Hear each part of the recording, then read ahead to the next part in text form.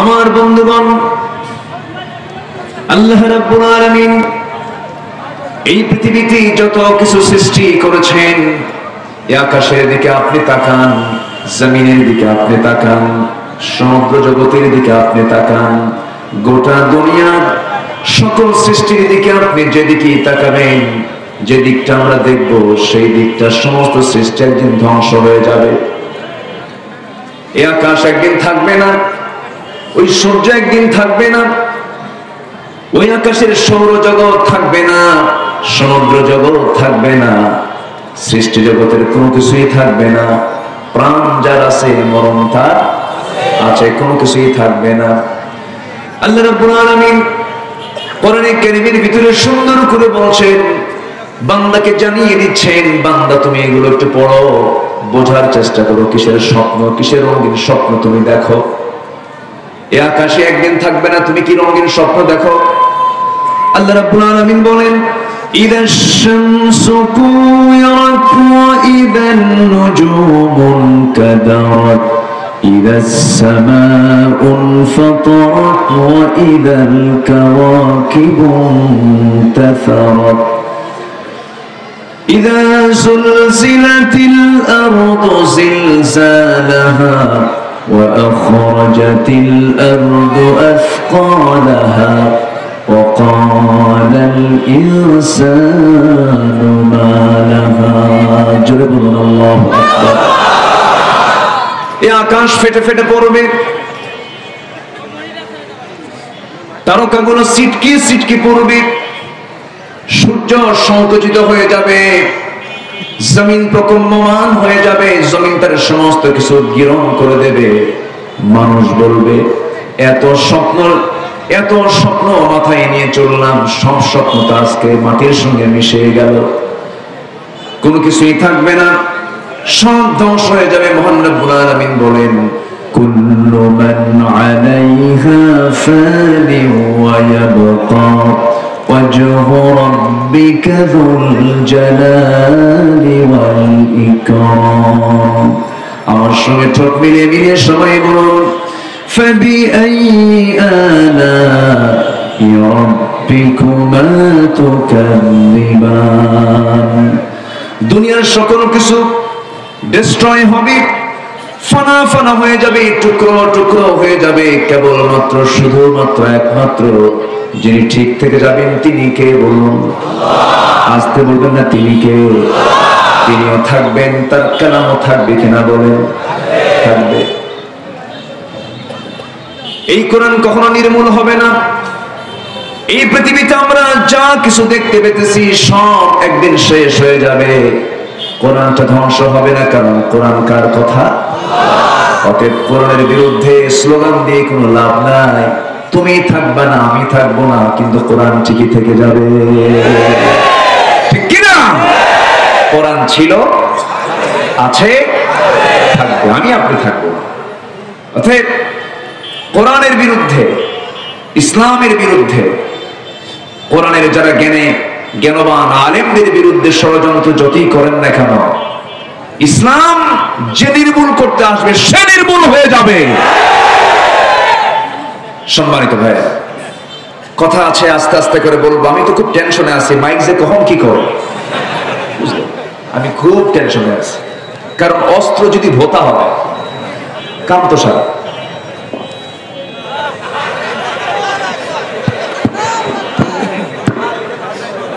আচ্ছা, সম্মানিত ভাইরা, একটু আমার দিকে তাকান।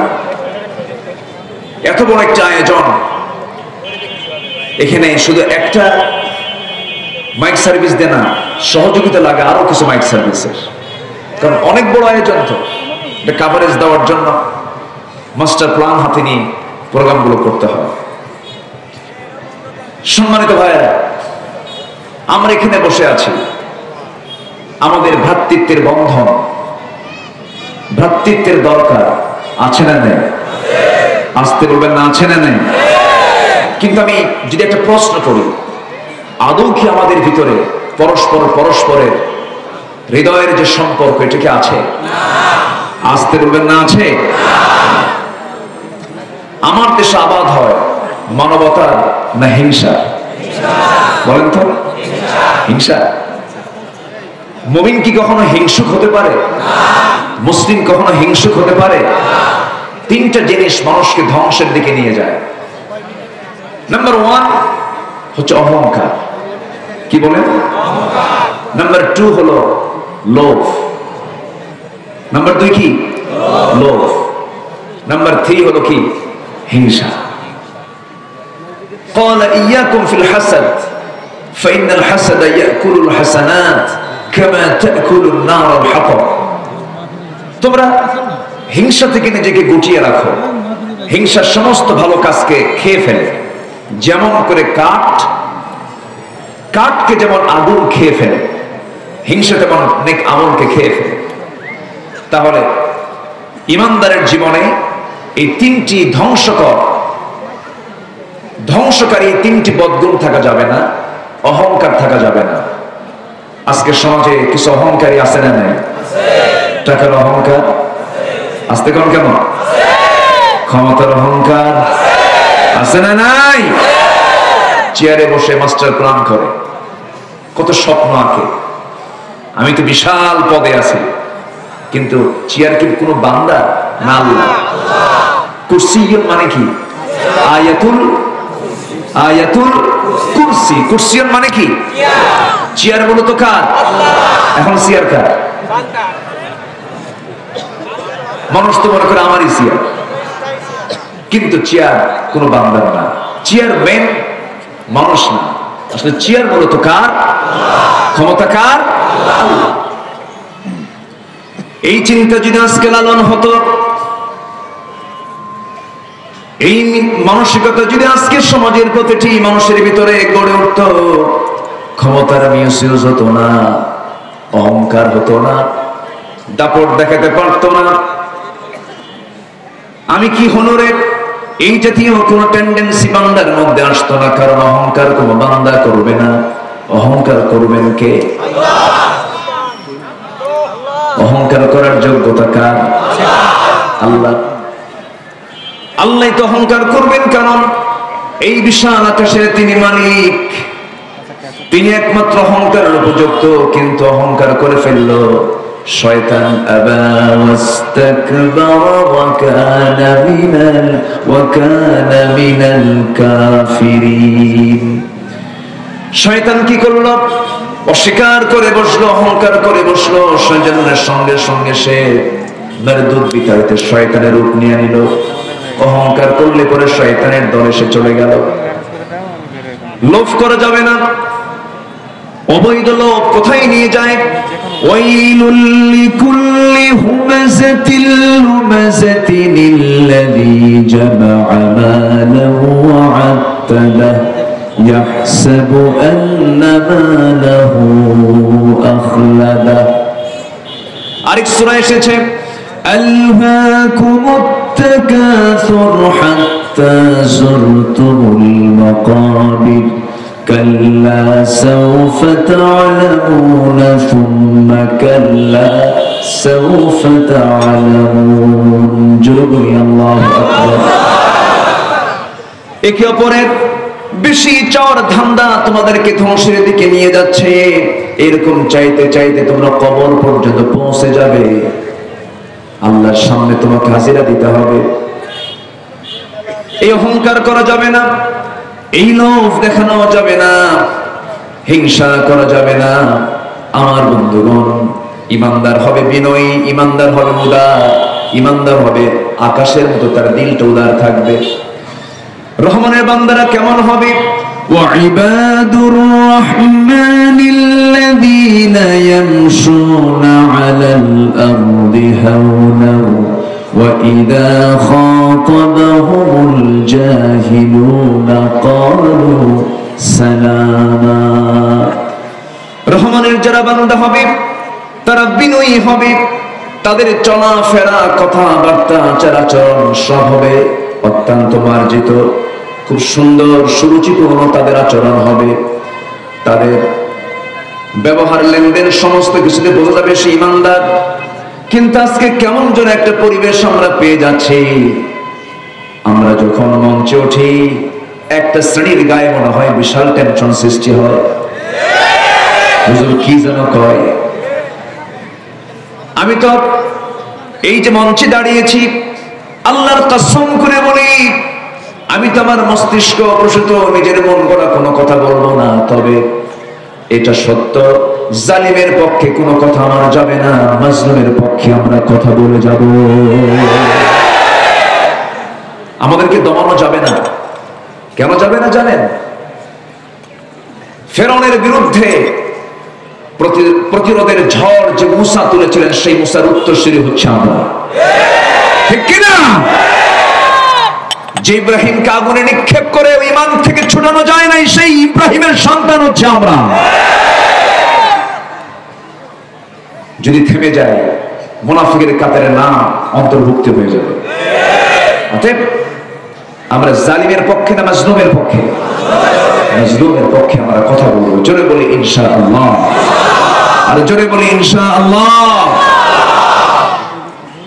মঞ্চে একজন আলোচক একজন আলেম কথা বলবেন, আর আরেকজন এসে ধমকাবে, এটাকে আমরা সহ্য করবো নাকি? আমরা সহ্য করবো না। সম্মানিত হাজিরিন, কেমন যেন কেউ আজকে কাউকে দাম দিতে চায় না, সম্মান করতে চায় না। সন্তান তার বাপকে ধমকায়, ছেলে তার মাকে ধমকায়, মসজিদের ইমাম মুসল্লিকে ধমকায় না মুসল্লি ইমামকে ধমকায়? আলহামদুলিল্লাহ, খুব ভালো তো, তাই না? মুসল্লি ভালো মুসল্লি না, এটা মুসল্লি ইমামকে ধমকায়। ধমকায় কি ইমাম সোজা হয়?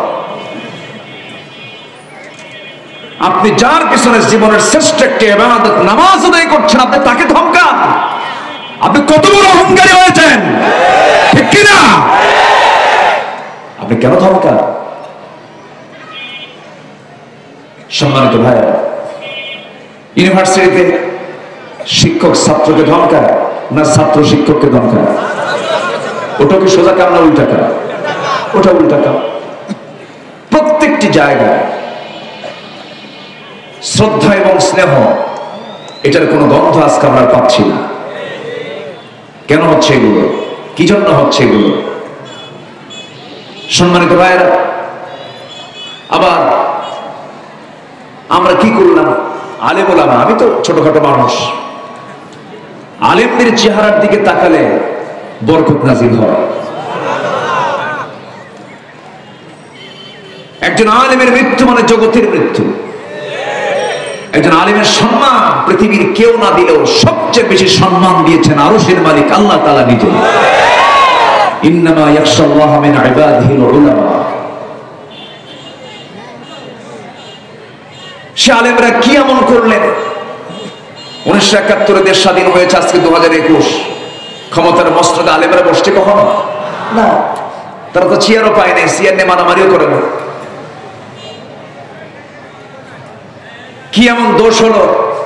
একজন কয় ঘাড় মটকায় দাও, আরেকজন কয় হাত ভাঙবো, আবার আরেকজন কয় যে খেলা হবে। এগুলো কেন? এগুলো ঠিক না। আমাদের দায়িত্ব আছে, আমাদের কিছু বলতে হবে, তারা শুনুক। এগুলো ঠিক না, এগুলো বলা উচিত না। আপনার ভাষা হতে হবে মার্জিত, আপনি জাতীয় ব্যক্তিত্ব, আপনার ভাষা হবে উন্নত মানের। আপনার ভাষা যদি বস্তির সঙ্গে মিলে যায়, তাহলে তো আপনার মান ঠিক থাকলো না, ঠিক কিনা? কথা বলতে হবে অত্যন্ত ভেবে চিন্তে। কথা আগে না চিন্তা আগে? কথা আগে না চিন্তা আগে? আগে চিন্তা। আমার ভাইয়েরা, একটু কান লাগান, মনোযোগ দিয়ে শোনার চেষ্টা করি। এই যে একটা শত্রুতা, এই যে একটা অহংকার, লোভ, হিংসা কাজ করছে আজকে সমাজে, এগুলো বন্ধ করার জন্য আল্লাহ রাব্বুল আলামিন আগেই বান্দাকে বলছেন, আগেই নামাজ না, আগেই রোজা না। প্রথম কাজ হলো তোমার কি? সূরা তাওবার 71 নম্বর আয়াতে মহান রাব্বুল আলামিন বলেন, والمؤمنون والمؤمنات بعضهم أولياء بعض يأمرون بالمعروف وينهون عن المنكر ويقيمون الصلاة ويؤتون الزكاة ويطيعون الله ورسوله أولئك سيرحمهم الله إن الله عزيز حكيم جرب الله أكبر মুমিন পুরুষ এবং মুমিনা নারী তারা পরস্পর পরস্পরের বন্ধু, তারা একে অপরের বন্ধু হবে, শত্রু তারা হবে না। বন্ধু তিনি আমার বন্ধু হবেন যে বন্ধুর দিকে তাকালে আল্লাহর কথা মনে হবে। বন্ধু নির্বাচন করতে গিয়ে পাঁচটা শ্রেণী কখনো বন্ধু হতে পারে না। কয়টা শ্রেণী বলুন? পাঁচটা শ্রেণীর মানুষ কখনো বন্ধু হবে না। বন্ধু বানাতে গেলে এই 3-5টা বিষয় আমরা খেয়াল রাখবো। এক নাম্বার হলো যারা মিথ্যাবাদী। যারা কি মিথ্যাবাদী কখনো বন্ধু হতে পারে না। আমার দেশের মুসলমান মিথ্যা কথা করে না, মিথ্যা কথা বলে। আমার ভাইয়েরা, নাম্বার 2 হলো আহাম্মক, যারা বোকা মানুষ, যারা মূর্খ মানুষ, তাদেরকে বন্ধু বানাতে গিয়ে আপনারা বড় বিপদে পড়ে যাবেন। মূর্খ কখনো বন্ধু হতে পারে না, মিথ্যুক কখনো বন্ধু হতে পারে না। নাম্বার 3, কৃপণ লোক কখনো বন্ধু হতে পারে না। কৃপণতা হচ্ছে শয়তানের কাজ। কৃপণ যদি আপনি বন্ধু বানান, বিপদে পড়বেন, সে মহা কৃপণ হয়ে যাবে। মিথ্যাবাদী, আহম্মক, কৃপণ। নাম্বার 4 হলো কাপুরুষ, কখনো বন্ধু হতে পারে না। যখন কোনো ঝড় ঝাপটা আসলো আপনার উপরে, কাপুরুষ যে ভীরু পুরুষ, যখন দেখবে মারামারি লাগছে, হয়তো একটা অন্যায় জুলুম করতেছে আমার বন্ধুর উপর, আমি কাপুরুষ, আমি থুয়ে মারব, চাচা আপন প্রাণ বাঁচা। এরকম লোক কিছু আছে না? তাই ভীরু মানুষ, কৃপণ মানুষ, আহম্মক মানুষ, মিথ্যাবাদী মানুষ কখনো বন্ধু হবে না। নাম্বার 5 হলো যারা ফাসিক, যারা পাপিষ্ট, যারা পাপের কাজে নিজেকে জড়িয়ে দেয়। যে পাপ করবে তার মধ্যে কোনো কমন সেন্স থাকবে না। তার কাছে কোনো দূর আর কাছের কেউ কি সব কিছু তার কাছে সমান মনে হবে। এই পাপিষ্ট লোকগুলো কখনো বন্ধুর আওতায় পড়বে না। এই 5টা বদগুণ যার মধ্যে পাবেন, তাকে কখনো অন্তরঙ্গ বন্ধু বানাতে যাবেন না। বন্ধু বানাতে গেলেই তার জন্য সুবিধা না অসুবিধা, তার জন্য নিরাপদ না ঝুঁকিপূর্ণ? ঝুঁকিপূর্ণ। তাকে বিপদে ফেলে দিবি। তাহলে বন্ধু নির্বাচন করতে গেলে 1 নাম্বার কোয়ালিটি হবে কি? ওই বন্ধুটা হতে হবে কেমন? ওই বন্ধু হবে কেমন? قد أفلح المؤمنون الذين هم في صلاتهم خاشعون والذين هم عن اللغو معرضون والذين هم للزكاة فاعلون والذين هم لفروجهم حافظون إلا على أزواجهم أو ما ملكت أيمانهم فإنهم غير ملومين جربنا الله أكبر বন্ধু হবে কারা? ওই সমস্ত মুমিন যারা খুশু-খুশুর সঙ্গে, যারা নামাজটা পড়ে, মনোযোগ দিয়ে নামাজ পড়ে, যারা অনর্থক কথা থেকে নিজেকে গুটিয়ে রাখে, বাজে বেহুদা কোনো কথা বলতে যায় না। এক সাহাবী রাসূলকে জিজ্ঞাসা করলেন, ইয়া রাসূলুল্লাহ, আমি নাজাত পেতে চাই, আমি কল্যাণ পেতে চাই, কেমনে নাজাত পাবো, কেমনে আমি মুক্তি পেয়ে যাবো? রাসূল বলেন 3টা কাজ করো। নাম্বার 1 হলো আমসিক আলাইকা লিসানাক।